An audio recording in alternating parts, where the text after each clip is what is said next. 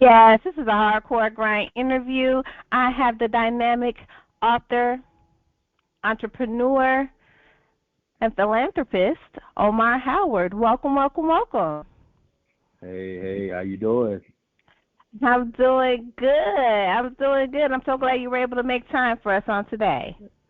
Oh no problem. Looking forward to it.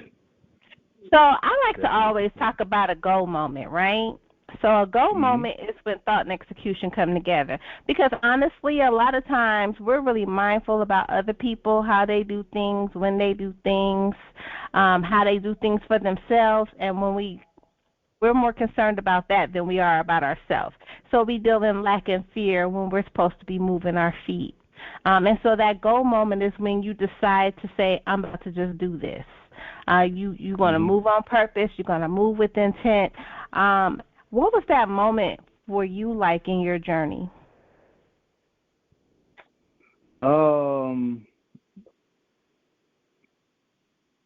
Let me think. When I was in prison, I don't know. I guess Okay. I'm trying to see. There's so many moments that that was hidden, and it was like, yo, okay, you got to do this. But I'm gonna do one of them. I was getting ready to actually finish my book up. But I was looking to finish my book up, and actually I had went through a little writer's block. Mhm. And I was struggling. I mean, I was struggling, man. I was like, no, I can't. I gotta get this book out. I couldn't get my thoughts together. I think for a whole year, I think I wrote one line. Couldn't even get. I'd sit down like many days, weeks, and I was like, yo, I gotta get this. I gotta get this. And I was sitting down with a friend of mine who actually is an author, and she's an author consultant too. She actually help people with books and stuff like that. And we was having lunch, and we were just talking about speaking engagements and books. And before we left, we sat down about probably the last 15 minutes. She said, listen, you need to get that book finished. She said, I'm serious. You need to get that book finished. I'm like, yo, I got right about it. She said, no, but she said, let me say it. I want you to hear this. You're being selfish. Someone needs to hear your story. Someone needs to hear your life. You go around and you speak and you do a lot of other things, but some people need to read. Some people can't hear you, but maybe they can get your book. You're being very selfish. She said, get that book done. Somebody has to hear your story. This was like the end of November. For the whole month of December, my writing, I finished my book up in like 30 days. It was crazy. Like I only had like one fourth of the book even finished, and within 30 days, I had the book finished, and we actually had everything, the book cover, everything, like the beginning of January. It was amazing because I was getting ready to go on the Yana Van Zant show, and I wanted my book to be finished before I got on there because I was just going to use that as a promotional tool, Mhm. that I'm on Yana. And so that December 2016, I finished my book up, and like just came from a young lady saying, "You're being selfish. Somebody needs to hear your story." That was that moment, like, yeah, I got to get this book out. Let me get this book out. And I launched. Well, I launched the book toward the end of the year, uh, right after I did the Yana Van Zant show. Mm-hmm. Amazing. So, your journey from incarceration to really becoming a motivational speaker and a youth activist is truly inspiring because a lot of men come from behind the wall, and if they don't have a particular kind of support system, they end up going back or not doing Yeah. anything for the community to advance um, knowledge and help the young people reach back. A lot of times they don't do that. They don't know how, or they don't have Mm-hmm. that surrounding pack around them. Mm-hmm. What was that turning point though that led you to dedicating your life to helping others, especially the youth? Well, so just to give you a look, to give the audience and you kind of clear understanding where I came from, what I did. Like, so I grew up in Decatur. I'm originally from Auburn, Alabama. My life started taking a turn at about 14, in ninth grade, and uh, late 80s, the drug game was introduced to me, and I started, selling drugs. And then once I started seeing a few little dollars, and it really wasn't even that much money. That's not crazy. Well, we didn't even that much money. Just seeing a few little dollars, and it was fun to be out there in the community with the guys, selling drugs or whatever. And then eventually, I started selling drugs. and I basically after that I dropped out of school. And this was like beginning of ninth grade, and I was A and B student. I started doing well in basketball. Got was getting a little popular. And so, but one thing led to another. When you start getting to the street, you start being introduced to all type of things. And I was a person, I guess, at one point in my life, I was very, I was easy to be influenced. And so eventually one thing led to another, selling drugs, breaking cars, and then eventually somebody introduced a gun to me. Then I started robbing and just started getting just going down the wrong path. And I caught my first robbery charge at 15. And throughout between 15 and 18, I just got real wild. 15, basically caught my first robbery after that. Caught a terrorist threat charge, I had to fight the police. Then called several other charges, gun charges, all types of charges. And that was between 15 and 18. But when my first son was born, when I was 17, for one moment, for several months, I started trying to change my life. I started trying to do stuff different because I didn't grow up with a father, didn't have a father figure. I'm the only sibling. I'm my mama's only child. And I really wanted to do something different. When I held my son for the first time, my oldest son for the first time, I really wanted to do something different in my life. But I didn't know how to get there. And I didn't have no strong peers around me, no father figure, no big brother, no big sister, anybody. And my mom wasn't necessarily on the best of terms, as far as the relationship aspect. I tried to get out the streets. I went back to school. But it was just too hard trying to have a child, Then so I was pregnant again. And, I had things all over, there was just things happening all over the place. I was just wild. And then I just got real depressed, real stressed out. And I dropped back out of school and I got back in the streets. And then when I turned 18, I found myself charged with 13 major felonies. I was charged with murder, felony murder, 3 counts on robbery, 3 counts of false prison, 3 counts of aggravated assault, burglary, and concealed weapon. They dropped the murder down to a manslaughter charge. I ended up getting a whole 18-year sentence for all that, and went to prison when I was, 18 years old. Didn't know how much time I was going to. Didn't really realize I was going to do 15 years or the whole 18. Didn't know. I was happy that I didn't get a life sentence, which they could have gave me. But I ended up getting 18 years, and I did 15 off. But when I was in the county jail, the first glimpse of change came when I ended up going to church. And most time everybody come to, they get locked up. First thing they do, they run religion. I was one of them. I got saved. I didn't really know the direction I wanted to go, but God obviously definitely had a plan for my life, and I just couldn't see it at that time. And but I knew that I didn't want to be the same person. I didn't want to be the same person. I wanted to be different when I got out. And the more time I did, the more days went by, weeks, months, years, I knew that I needed to be a different person trained. So I ended up going to adult prison. It's in the Alto. If anybody from Georgia know about Alto, you know how crazy that prison was. I ended up going to that prison, did 8.5 years at that prison. But while I was there, I became a mentor for the juveniles. Was there. The schools they brought down there, they had me speaking at schools. I was the primary speaker that spoke to all the schools. They draw, a lot of positive attention about some of the things I was doing for us within the Christian ministry and the ministry there. This became a beacon of light, for a lot of young brothers down there. And so I ended up getting transferred to another facility in Mitchell, to the Atlanta Transition Center, where I did my time there. And I was doing every camp that I went to, I was doing the exact same thing. So I got granted for parole in 2007, got out in December. And everything that I was doing while I was in there, because I had a buzz before I even got out of prison. When I was about to speak engagement, they was bringing me outside the prison at the halfway house. And I was traveling up down the state of Georgia, speaking at schools, juveniles, youth programs, churches, you name it. I had spoke at them, and we implemented our choir. And so I did that until the day I got out. And when I got out, I still had a lot of connections. They were bringing me out speaking at Clayton County, Cobb County, Fulton. I was speaking all over the place.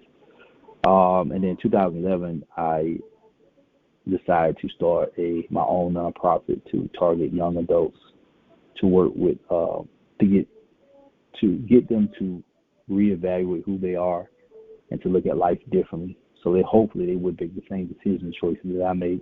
And so my organization is called Freedom is a Choice Incorporated, which is geared toward encouraging youth to choose freedom over incarceration.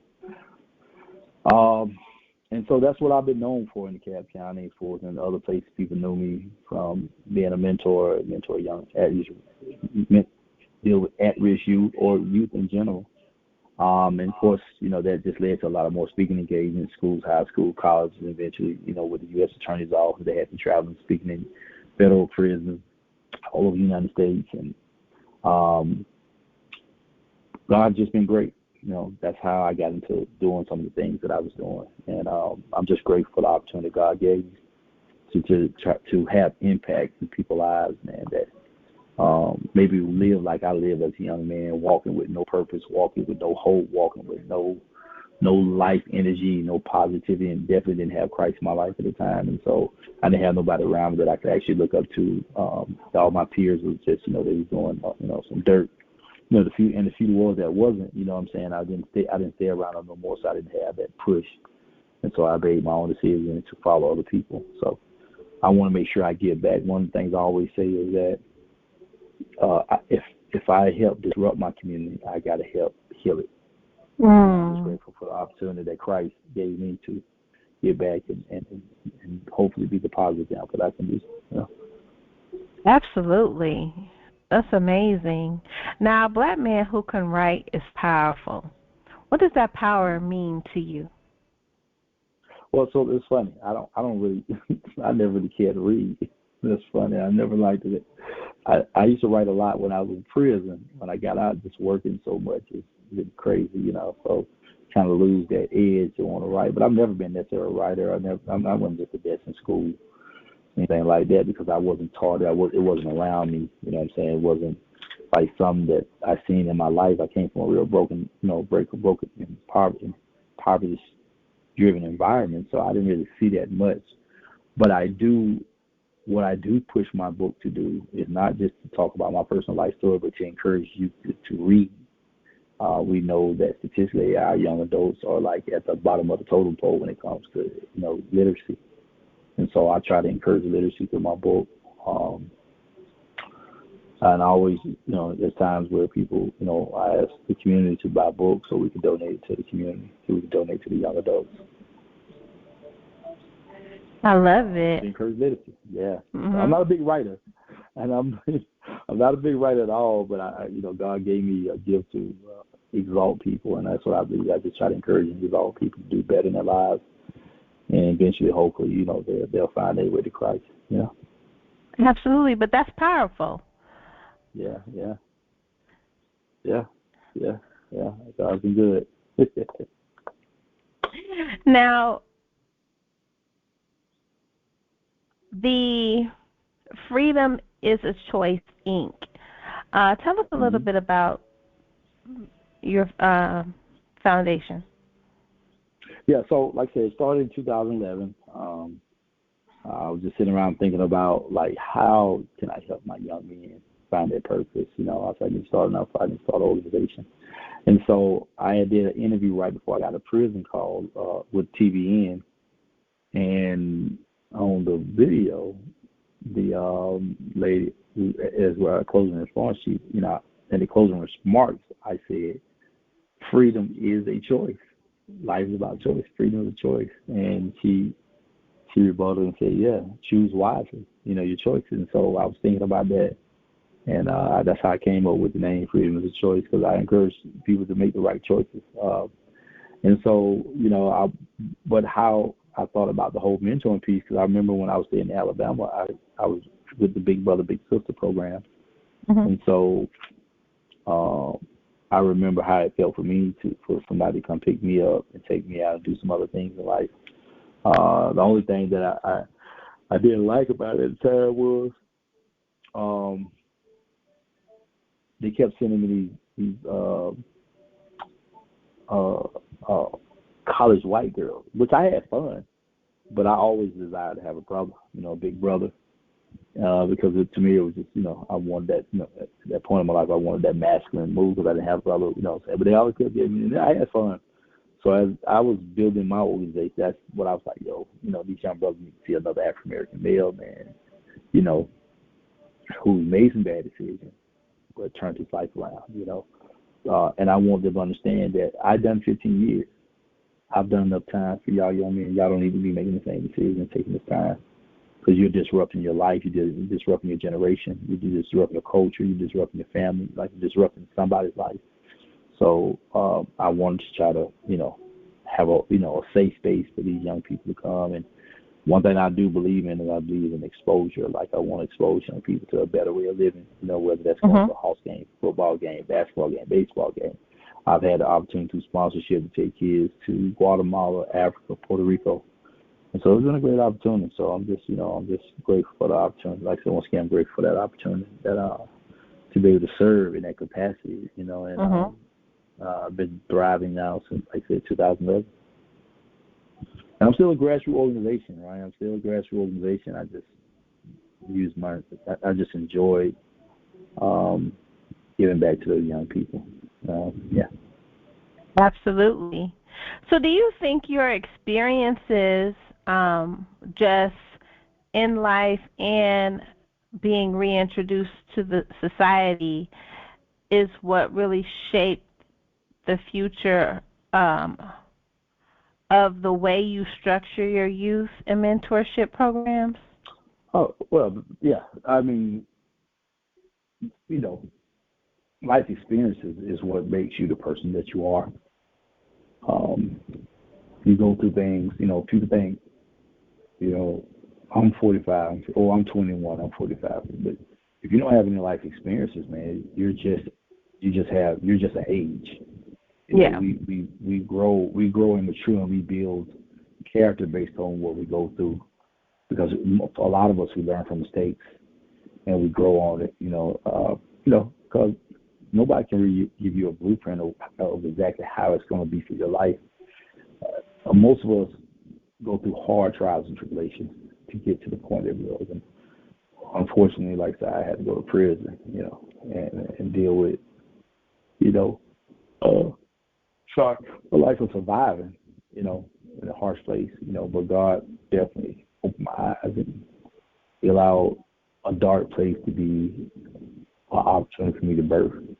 And you think about that, where do you see seeds planted in the sunlight, and hopefully it will grow? You dig a dark space, dark place. You put the seed in, you water it.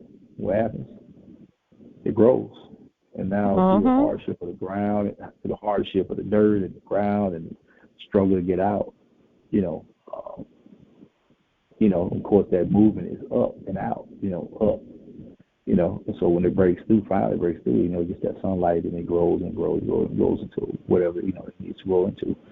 But that seed was planted in a dark place, And so it took for me to go through what I went through in order to become the person I am and be able to speak on some of the things that I speak on. And I learn every day. Like, I haven't stopped learning. Like, I'm still learning every day how to be better as a mentor, be better as a man of God, be better as a father. These things, are critical to the survival of our culture and our generation. So, that's how I structure things, based on, and I like working with kids who've been on the edge and giving it all up to the streets.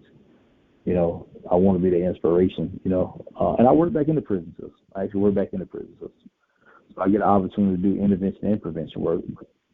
So I work for them part-time. Now I used to be full-time, but I also work in Emory Healthcare for their violence prevention program. So everything I do on the outside of my organization helps me to continue to structure and build my organization to be at its best potential.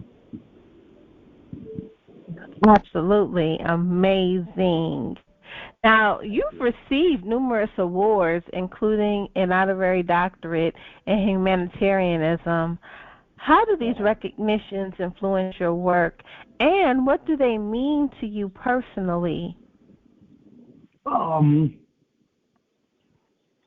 I'm a person that tries to stay humble.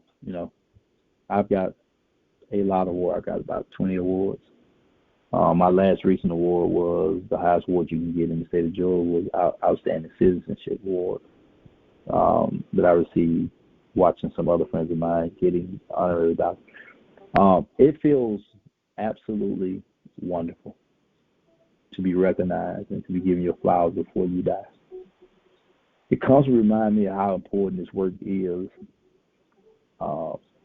people recognize you for the work you do and appreciate what you do, that shows me how much more important that work needs to be done. Mhm. You know, and so I'm grateful that somebody, I don't want to pat myself on the back because I wasn't in it to pat myself. I wasn't in it for now one this war, because every child that we lose, every child that go to prison, every child that turns to drugs, or every child that commits suicide, like, these wars mean absolutely nothing when it comes to the lives of those young adults. Mhm. But I'm grateful that, people out here in society see you for what you do. And in spite of my background, that people see, like, that I'm not the same person. I got a pardon. I'm not the same person, and, this second chance that I was given, I want to make sure I utilize it. So I'm grateful. I'm very humble and grateful for every award that I've received over these last. I've been doing this for 13 years, and yeah, it's 13 years. Yeah, 12 or 13 years, and the last 6 or 7 years I've gotten a lot of awards. So I'm grateful. I love it. I love it. Now,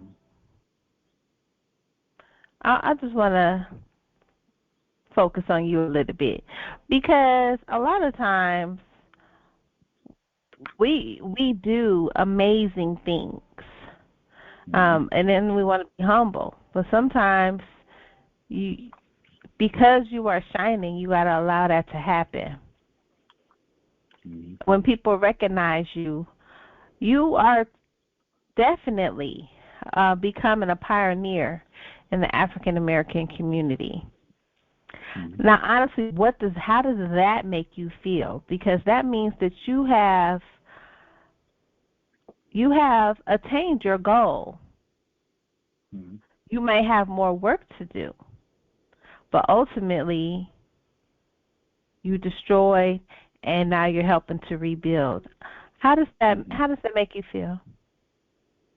I'm grateful. I love it. Like, listen, this job keeps me balanced. Working out in the community keeps me from, I told me and a friend was talking about this the other day, and they said, I said, man, listen, as a human being, you struggle with things in your life. I said, the one thing that keeps me striving, man, is every time I go back to those prisons, every time I go back to juvenile, every time I work with them young kids, it keeps me from going in a different direction. And it makes me want to be a better person every day. So, like, I love it. I'm grateful. I'm humble. Like, when I say humble, I mean I'm excited. I'm excited by it. I'm grateful. Okay. Now,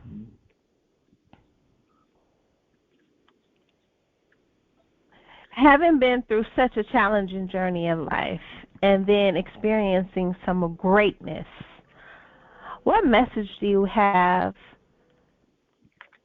for young people that might be on the verge of making life-altering decisions blindly? Uh, so, speaking to a young person today, for me, that's on that verge, I want young people to look in that mirror and ask yourself a question. Ask yourself two questions. One, do I love myself? Second, what value do I bring to this earth? Mhm. One thing is I always try to encourage young people is first love yourself, and first and understand that you are valuable, you are worth living, you bring value to this earth. When they can start understanding that things, when they understand who they are and what value they bring, they can start seeing life a lot different. I just want young people to understand. I'm very transparent with this.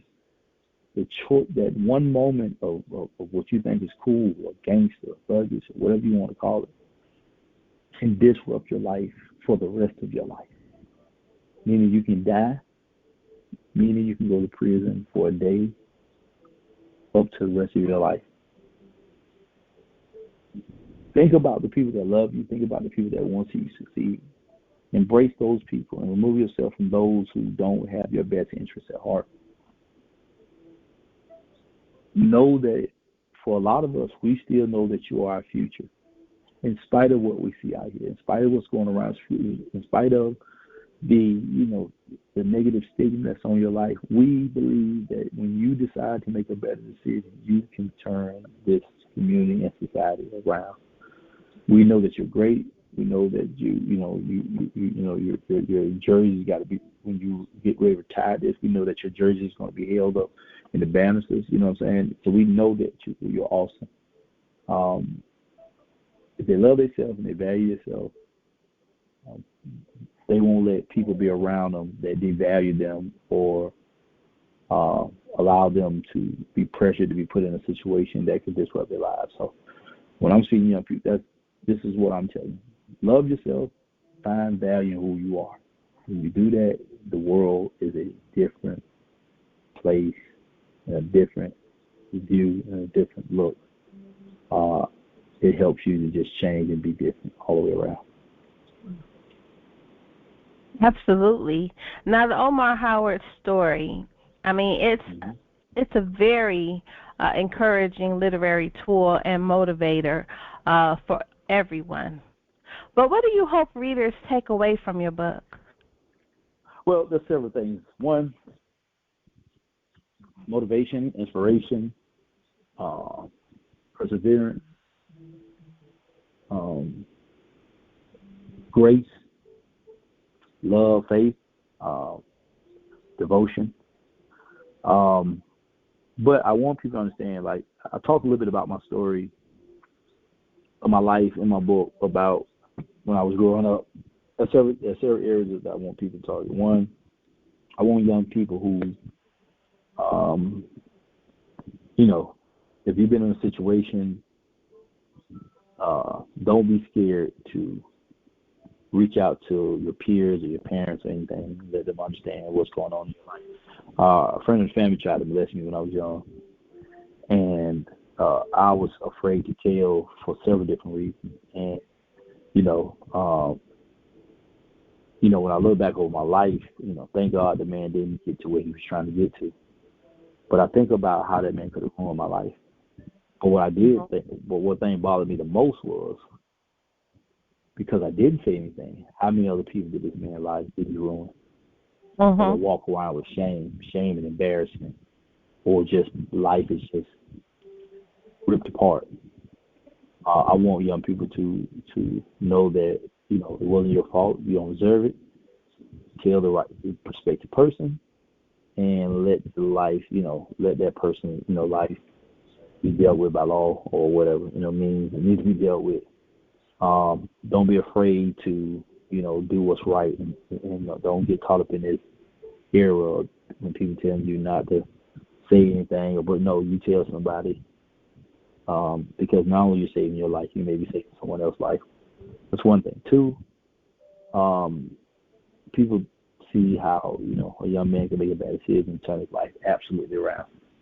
You can see in the back of my book, you'll see where I received a pardon, with these charges, and that I worked back inside of prison and different places like that.